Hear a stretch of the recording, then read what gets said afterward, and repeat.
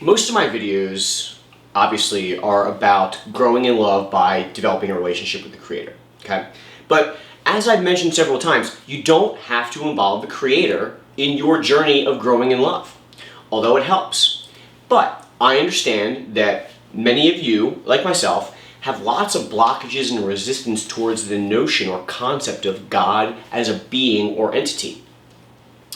And if you allow yourself to start experimenting with developing a relationship with the Creator, it's probably going to be a slow process, okay? And there are ways to grow in love without involving the Creator that will help you along your own journey, okay? And sungazing is one of these techniques, okay? So you do not need to involve God in this process at all, okay? Sungazing is actually manipulating the spirit body, okay? Which does not touch the soul. However, it is possible to have soul-based experiences when you are sungazing and from the effects of sungazing, okay? So let's talk about what sungazing is, why you would want to sungaze, and the most optimal way to practice sungazing, okay? Well, first of all, the sun is a wonderful being. I love the sun. The sun is the energy source for every single thing on this planet. I mean, think about that. That is like mind-blowing. That every entity, or I know there's some entities in the ocean that don't see the sun, but essentially everything that's living on the surface of the planet takes in energy from the sun. Like, a plant is really just a conglomeration of energy from the sun, water, air, minerals, and the genetic material or genetic code of that particular entity, okay? So, like, the energy of the sun is obviously incredibly important, okay? Now, animals come along and eat the plant. So, the animals are taking the energy of the plant and digesting it to make energy for them. So, they're a step removed away from the sun. And therefore, the energy is diluted. And then most of us humans will then take animals and eat them in order to so-called acquire energy, okay? But then we are yet another further step away, removed from the source. And then if we put heat to our food and we denature the molecular structure of the enzymatic nutriment of any particular food, we're degrading that food even more. So like when you're eating cooked animal carcasses, charred animal carcasses, okay? You think you're getting energy, you're getting a very, very, very small amount of energy, okay? But you believe it's food, so therefore your body is able to sustain itself for some period of time, right? Because you believe it. We humans have the ability to take in energy directly from the sun, okay? Is this a controversial statement? Well, I don't think so, because as we are currently aware, when a person goes out in the sun and allows their skin to be exposed to the sun, our body takes that energy from the sun and produces something that Western scientists call vitamin D, okay? So we know that the sun provides some aspect of something that we require, okay? The sun is available for free to everyone. How cool is that? The sun doesn't care what color your skin is. The sun doesn't care if you're a man or a woman. The sun doesn't care what political party you're in. The sun doesn't care what ethnicity you are. Okay? Now, some people might disagree with me because they say, well, what about melanin? And how come certain people burn more than other people? Well, we'll get to that in a second. Does the sun harm us? A lot of people will say yes. Well, let's investigate some of the situations in which the sun would harm us. What about sunburn? Let's say you're out on the beach and you're laying out on the beach all day and let's say you're drinking alcohol on the beach, okay? And you get burned. Is that because of the sun, or is that because of how your body, which is filled with impurities, is reacting to the pure energy source? What about skin cancer? Obviously, people get skin cancer. No doubt about it. Okay? But, again, if we know what disease is, it is a condensation of emotional material from your erroneous soul-based beliefs that condense into your spirit body, that create blockages, that further condense into the physical to give you what you interpret as physical disease. Also, water has a huge component with this, right? So we are mostly water. We're also, all of us are dehydrated. I'll make a video on that as well.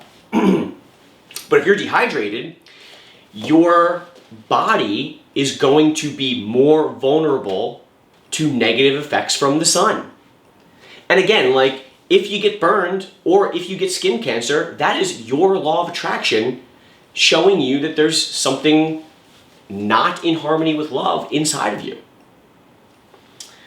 So, how do people respond to this? Well, I'll just stay out of the sun.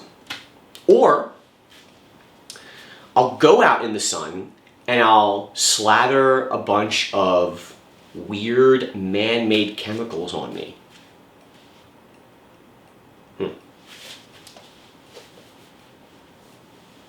Does the Creator agree with that? Did the Creator invent sunscreen for us? No, that's a human creation. So that should give us some clue that we don't actually need it, okay? We would rather invent products to satisfy our addictions rather than deal with our own emotional state and feel out our emotions so that the sun does not harm us. Okay? Our body is designed to capture, carry, and transport light. Now, I talked about this a little bit earlier with the notion of vitamin D, okay? But it's interesting to, dive into the notion that your blood has red blood cells, as well as other components, okay? And in your red blood cell is a molecule called a porphyrin ring. You can look this up. A porphyrin ring is a photoreceptive molecule. It has the ability to capture, carry, and transport light throughout your body. How interesting that the material that is flowing through your insides has the ability to move light around. How fun is that?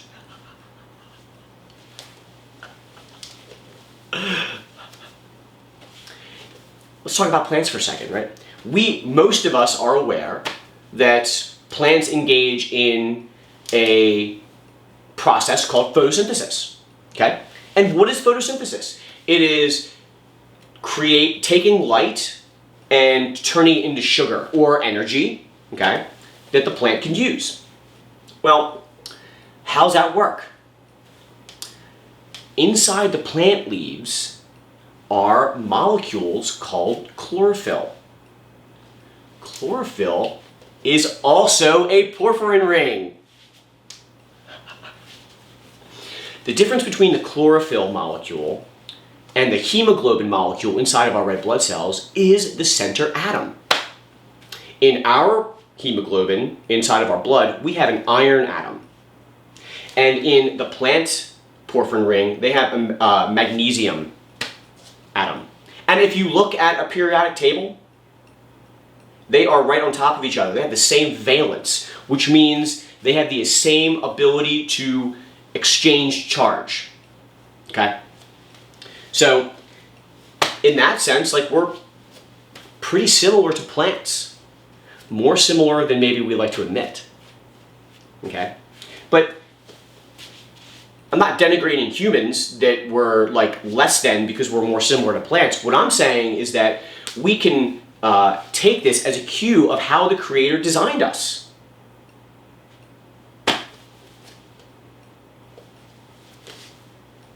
Confront your fear.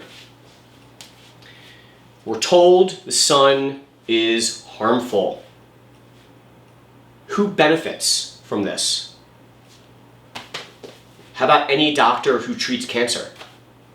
How about the pharmaceutical industry? How about the people that make sunscreen? You know, sunscreen clogs your pores. Let's say you go outside to the beach and you put on sunscreen, okay? You start to sweat. Your pores are blocked. And your body's attempt to release toxic material from itself is hindered because you have put carcinogenic chemicals on your body. Okay? Now, if you have a smartphone, you can pull up your weather app and scroll all the way to the bottom and see the number associated with the UV index. Okay? That's a pretty valuable number in my view, okay? Because the UV index will give us an idea or range about when we go into dangerous territory, okay? When the UV index is 0 or 1, every person has the ability to look at the sun with their eyes and take in the energy of the sun. As that number grows, 2 to like 8, it is safe to sunbathe in the sun without putting any kind of chemicals on your body. 9 and up, you start getting into dangerous territory. Now, those numbers will change as you start interacting with the sun. Your ability to take in light in a healthy way will increase. But the UV index is a good starting point, okay? Now, how can you, let's say you don't have your smartphone. How do you tell when is it time to get out of the sun? Easy. If you're sun gazing, it should never be painful ever. So if it's ever painful or uncomfortable, stop doing it. In terms of your body, if you start to sweat, get out of the sun. So I personally enjoy going to the beach in the mornings to sun gaze, and I also enjoy going to the beach, before 11 o'clock, generally speaking, depending on the time of the year, or like after 2 o'clock or after 3 o'clock when the UV index falls back below 9, okay? Because I really avoid using sunscreen at all costs. On the rare occasions where, let's say, I'm hanging out with some friends and we're outside all day, yeah, I might put on some sunscreen. Or I just might put on a shirt, okay, and cover myself up. But the key is if you're sun gazing, it should never be harmful. And if you're sun bathing, you shouldn't sweat. If you're sweating, get out of the sun. How to start? Well, there is a guy named Hira Ratan Manek, or HRN, who's an Indian fellow from the continent of India, not a Native American, who teaches about this concept. And he's got some pretty cool YouTube videos where he talks about it. I would encourage you to to check his videos out. Or, other people also make videos on sun gazing, detailing their own experiences. But like a good way to start is, first, you want to stand on earth. By earth, I mean sand, dirt, or rock. That's for an optimal scenario. If you're standing on grass or pavement, you are not able to root down, electromagnetically speaking, to the earth. Okay? So the idea of when you're standing on earth barefoot is because you're actually, we are electromagnetic beings, and you are grounding yourself, and you are taking in the light, and you're allowing that energy to flow through you. Okay? If you're wearing shoes, you're insulated, and that means you don't have as full of a connection, electromagnetically speaking, that is as possible. Okay? So you can still sun gaze in sneakers or barefoot standing on grass, but it's not the optimal situation. Okay? So understand the difference. Okay? You can still get benefit from doing it. It's non-optimal. How about for how long do I do it? Okay. Well, if we're talking about sun gazing, recognize that your eyes are a muscle, which is a collection of tissue, which is a collection of cells. Okay? No different than the skeletal muscle in your body, right? So like, let's say you wanted to go into the gym, and let's say you wanted to become a bodybuilder, right? Would you walk into a gym having never been in there before and attempt to deadlift 500 pounds? No. You would obviously injure yourself, right? And then that injury would probably turn you off from ever going back and attempting it again. However, if you went into a gym and started slowly building up your muscles' ability to lift more weight, then you can grow that ability over time so that you can eventually get to the point where you're deadlifting 500 pounds. Although I'm not recommending that. I don't know why anyone would want to do that, but I'm just using that as an example. Okay? Same thing with your eyes.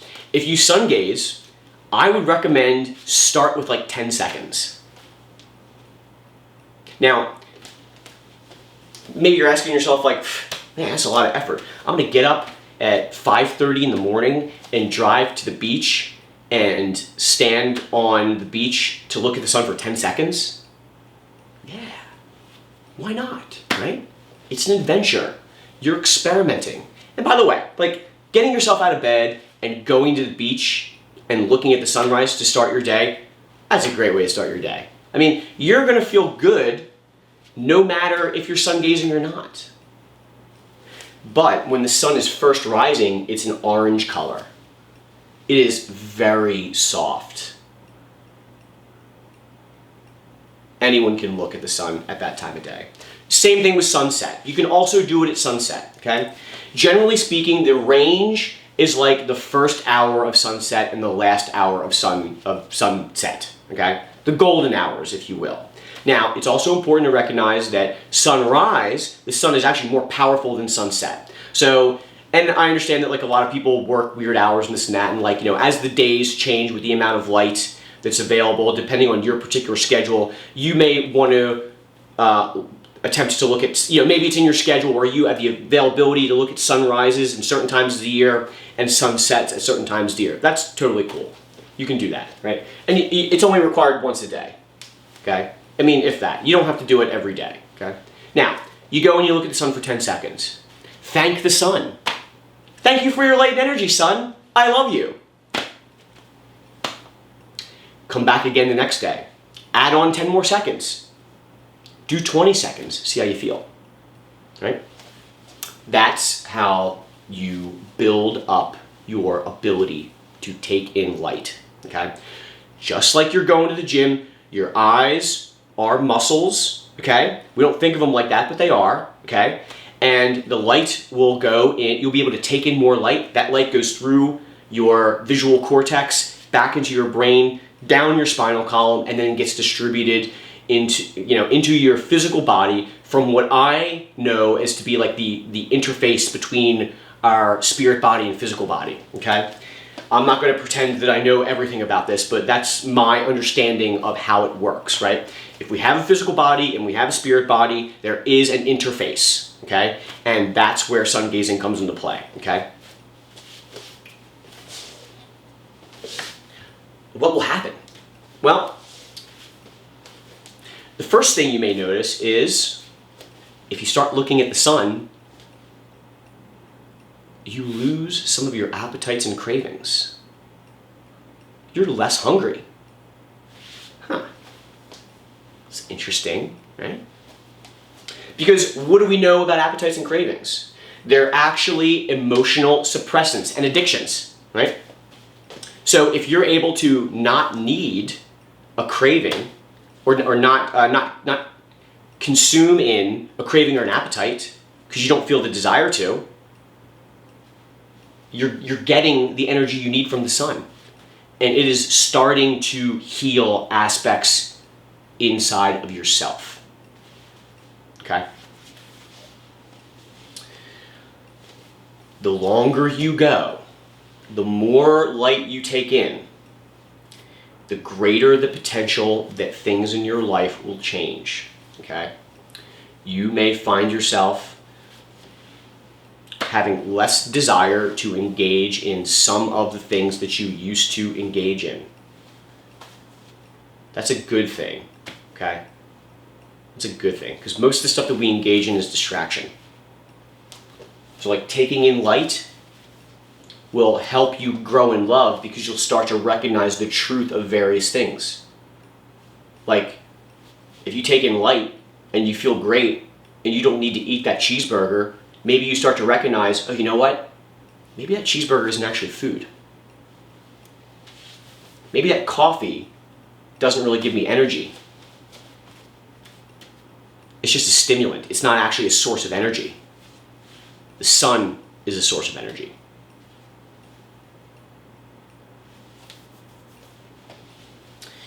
The longest I've gone at one time for looking at the sun is about 45 minutes. And that took me about 2-3 years to get to that point. Okay? Sun gazing has been a big part of my own spiritual journey.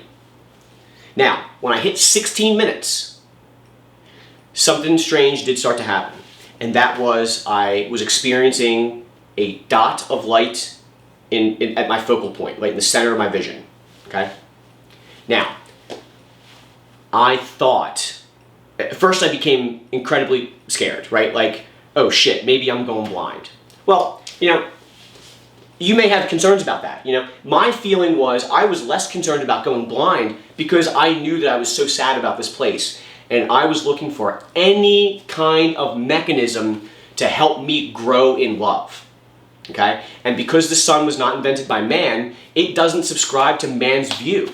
Okay? So like I know that I was willing to take the risk of so-called physical harm because of what, the projections of other humans are saying, hey, the sun is bad for you, which again, like that's a duality statement. The sun is not bad for you. The sun affects you based upon your own emotional state. Okay? Anyway, going back to the dot of light. Well, it was actually not a dark spot. If it was a dark spot, then maybe I burned a hole in my retina.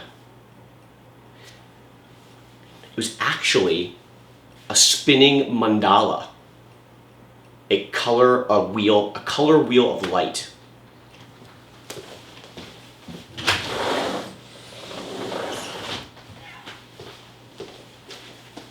And that color wheel of light would be different colors depending on the day and would spin.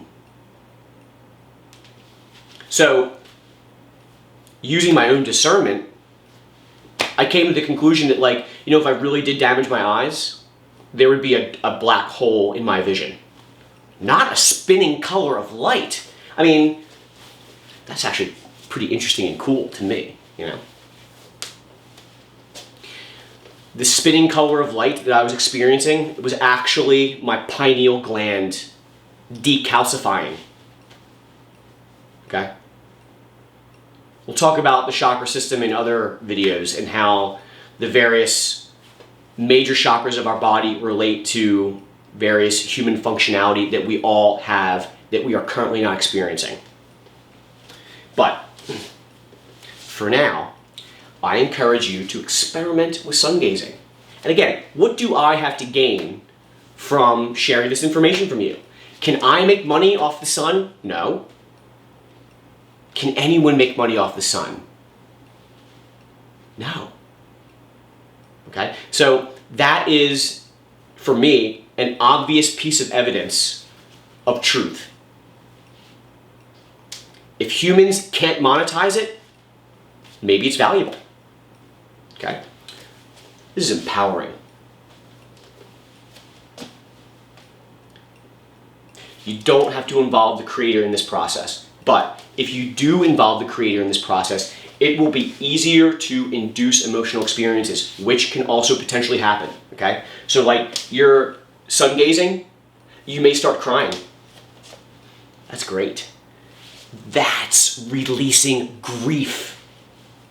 Allow yourself to cry. Invite those experiences. Ask the sun, sun, help me heal my soul. You know, practice vocalizing your intentions. And by the way, it's also worth noting, as the sun is a being, okay? We know that plants respond well when we play music and we talk to them and we acknowledge them, okay? Same thing with the sun. The sun loves when we acknowledge her, okay? So talk to the sun. Hello, sun. Good morning. Thank you for being here. I appreciate you. I appreciate your energy. May I have some, please? Please and thank you, okay? And then when you're done, humbly thank the sun and go about your day and then see how you feel, okay? Self-observation.